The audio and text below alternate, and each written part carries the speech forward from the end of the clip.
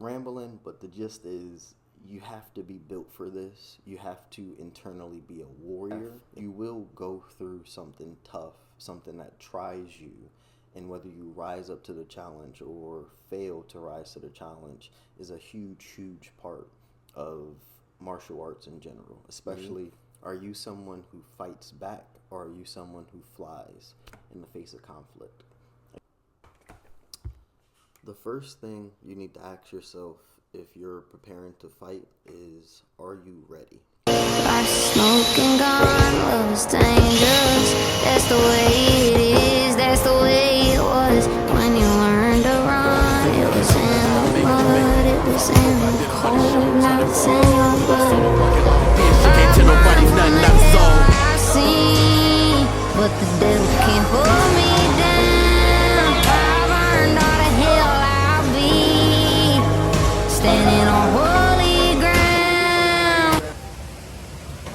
But ultimately, even if in the ring you never feel pain, in the training room you have to. So I just wanted to paint that picture to say this is a part of it. Like, you can be the best person in the world. You could never lose. You could be Khabib professionally.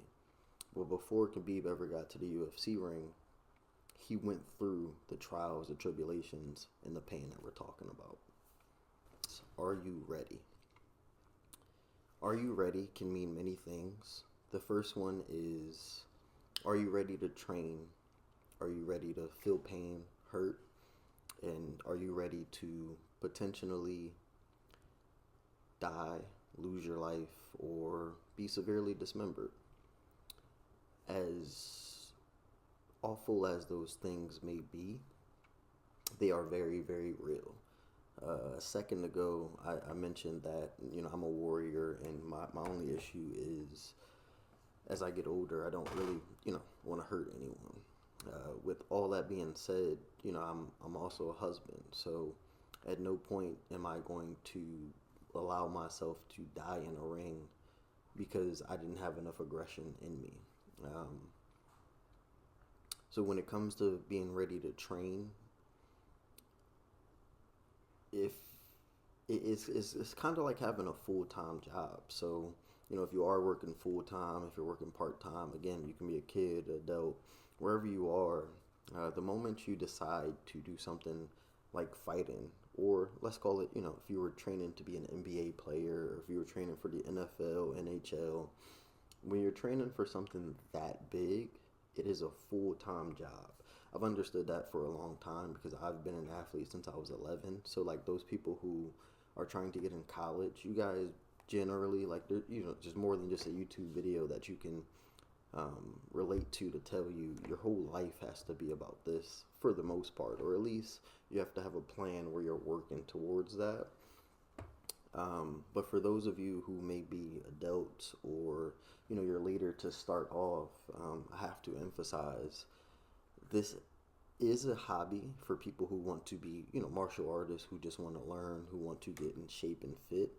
But for those of you who want to fight, who want to compete, who want to go against the other people who also fight and compete, this is a job. It's a job that you don't get paid for, and that you might have to pay for, that you'll probably have to pay for too. So you have to ask yourself, are you ready to train? Not for free, but are you ready to pay to train, to do something that is expensive, to commit to something that you'll have to put, let's call it 20 hours or so every single weekend for years in order to even do this? Are you ready? And be honest. If you're not, please understand that there's nothing wrong with that. But if you are, now you have to look within yourself and figure out, where can I even make those adjustments? Am I going to train in the mornings, the afternoons, the weekends? Is that even enough time? Again, as you join a gym, your coach will more directly help you, but I'll say 2 days at minimum. Like, if you're fundamentally, if you just start and you want to learn the fundamentals, 2 days at minimum is what you're going to need to get to that level. When it comes to the pain aspect, again, are you ready to hurt? So You'll probably hear this quote a couple times, but everyone has a plan until they get punched in the face. What does that mean to you? Have you ever been punched before? Have you ever felt any pain? Have you broken any bones? Have you bled before? Things like that. That for someone like me, you know, to think someone's never been in a fight or never bled is actually a lot more abnormal for me. Now I've coached a while, so I've met every type of person, and I'm used to it. But just saying that, me at 20, 22, the same way you might be watching this video and go, punched in the face, bleeding. What do you mean, bloody nose? Some people grow up where that's the norm. So once you sign up for this, once you agree to commit to this, please understand that it's gonna hurt. Like it's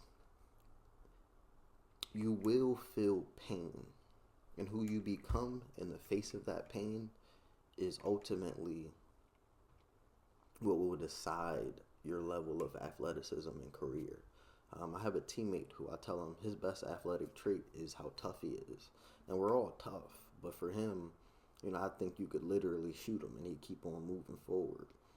Are you that tough? Because again, you might fight this guy one day. You might hit him with the hardest thing you can possibly throw. He might just look at you like, I've been hit before. What's going on with you? So,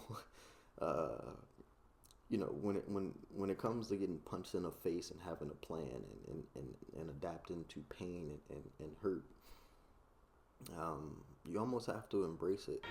You almost have to enjoy it. You almost have to like that part of the game. And before you even start, before you sign up for this, understand it's unavoidable. You will bleed. And you want to enjoy it. I'll say this before I move on. So like for me, as a personal example, especially when I was younger, I felt so good, mainly due to like speed. I barely ever, like even to this day, I haven't really been punched in the face that often. Now I have like my last fight, I got hit in the leg, and it hurts like hell to this day. It's like 4 days later. But ultimately, even if in the ring you never feel pain, in the training room you have to. So I just wanted to paint that picture to say this is a part of it. Like you can be the best person in the world, you could never lose. You could be Khabib professionally. Well, before Khabib ever got to the UFC ring, he went through the trials, the tribulations, and the pain that we're talking about. The last thing I mentioned, which is important, is, your health. I said it blatantly, and I'll say it again for the record and the sequence of the video, but you have to be ready to die, or let's call it, break your back, break your neck, something important. You could lose an eye. There's things that can happen in this sport that are truly devastating that you have to prepare and be ready for. For the kids out there, I hope that doesn't sound too scary, because I mentioned earlier that you want to be in the right environment, but it's up to you. There's a couple layers of protection, including your parents, that ensure you're with someone who has your best interest in mind, and you should be good. Like, before you turn 18, your coach should be not babying you, but, making the right precautions to make sure you don't lose an eye, because no kid should be losing an eye. Now, once you get older, there's just less precautions, and you know what you're signing up for. But if you're 16, 17, 10, I've seen kids 10 years old fight. It's up to the coaches to kind of protect you from yourself. An example of an adult thing to think about, though, is, so I'm 27. When I turned 26, I lost health insurance from my parents. I have health insurance now, but again, these are things you want to think about. I do think I had a fight or two without health insurance, with the understanding of what may happen, and I had money to go to like urgent care. But I'm just trying to paint the picture that, as tough as you might want to be and sign up for these things, We mentioned this is expensive, so you probably are working as an adult and you have to get to work and manage that aspect of life. But also, imagine, $1,000 medical bill or no access to any health or medicine or medical help. You really have to at least have this on your mind. I'm not going to say that you have to have health insurance or even, doctor or anything, but these things have to be on your mind, not only because the worst can happen, but also because, like, um, when it comes to your health, you need to be in good health to even fight. So, like, you're going to need a physical. Sometimes you need blood work, and there's things that go into it. Understanding how to go about that will go a long way. You don't want to not be able to fight because you didn't have a physical, and you don't want to break your ankle and have no way to heal it because you can't get to the doctor. So ensure you protect yourself in that way. Another aspect of are you ready is, are you ready to be an athlete? So again, I don't know if you are brand new, if you are, somewhere in the middle, like you have some athletic ability or you played a sport when you were younger, or you're more so like me, where I've been an athlete since for literally almost 20 years. I've been an athlete, with the exception of times that I've been injured. So whether you're just starting, you're somewhere in the middle, you're elite and or you're injured and trying to work your way back in there, you got to think about the cardio aspect, the conditioning, and then the skill aspect. Are you ready to? We talked about this might be 20 hours, so you might have to commit 3 days, let's call it, to with 1 or 2 hours of training. But then you might also have to wake up or right before you go to sleep, do some cardio to make sure you can keep up with everyone else. Conditioning is cardio is a form of conditioning. Like cardio is conditioning for your heart, but depending on your discipline, you're going to have to condition different things. So if you're a boxer, like I've actually conditioned my knuckles a lot because you never know if you're going to have to, like, for self-defense purposes. You might not have no gloves on.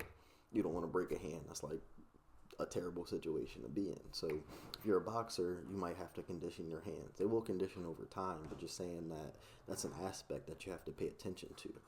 You cannot condition your brain or your chin, so please don't ever make that mistake. The more punches you take, the weaker your brain and chin get. There's no real wiggle room to that. But you can condition, so like your strength and your power is one thing, but your ability to throw your strength and power, that's conditioning. So when you first start, you'll probably only be able to, you can only throw punches for 30 seconds, but you want to get to a point where you can throw punches for, let's call it 3 to 5 minutes at a time, and then of course you get like a minute break. So those are conditioning. And then, of course, if you do anything with kicks and or knees, you need to condition your body for any strikes, but your legs especially for kicks and knees. For the fight that I had, he kneed me. I think he definitely a few times, but at least twice in the thigh, and it kind of shut down my leg. So I've been doing this for 6 years, and I did not expect that at all. But here we are with the conditioning aspect of your leg has to be strong enough to absorb whatever strikes that they're going to throw, and pretty much every part of your body, your shin, your legs, your knees, your back, your everything.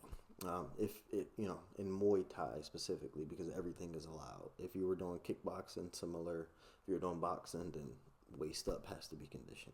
Your legs still want to be conditioned, but that would be more of like punch power and squats and different things, not necessarily throwing strikes at it. Then you have the skill and you have the technique. So again, finding the right environment will help you with this 3,000%. But you have to learn the technique. So fundamentally, what is a jab? Then intermediate, you have to condition your jab to now, this is when I use a jab. This is what I do when it lands. This is what I do when I miss it. This is what I do when he blocks it. An expert level is figuring out your jab, your range, your power, your speed, and how you work different strikes off of that, whether you're going to be offensive with the jab, defensive with the jab. But skill, it's a very layered process that you'll have to condition yourself to. Learning it, figuring out what to do with it, and then essentially mastering it. And you have to condition your jab, your cross, your hook, your rear hook, your knee, your leg kick, your roundhouse, your teep kick. There's whatever you sign up for. That's why I said your coach will help you out, but it's a year's type of process. Which leads us to the last thing in terms of, are you ready? Or are you ready to endure the process? Are you patient enough to go through all of this? I'll cut this video, but this is video number 3, and I'm on about minute 15 of literally just, let's call it 1/3 of everything that goes into what it takes to actually make the walk to the ring. So, not saying you had to listen to this whole thing, but with this 30 minutes information, like, are you even patient enough to hear it all? Are you patient enough to do it all? Are you patient enough to keep doing it? The process itself cannot be rushed. It cannot be sidestepped. It has to be endured and conquered. Are you ready for that? Men can do many great things. However, everyone is not all men. We get stronger every day.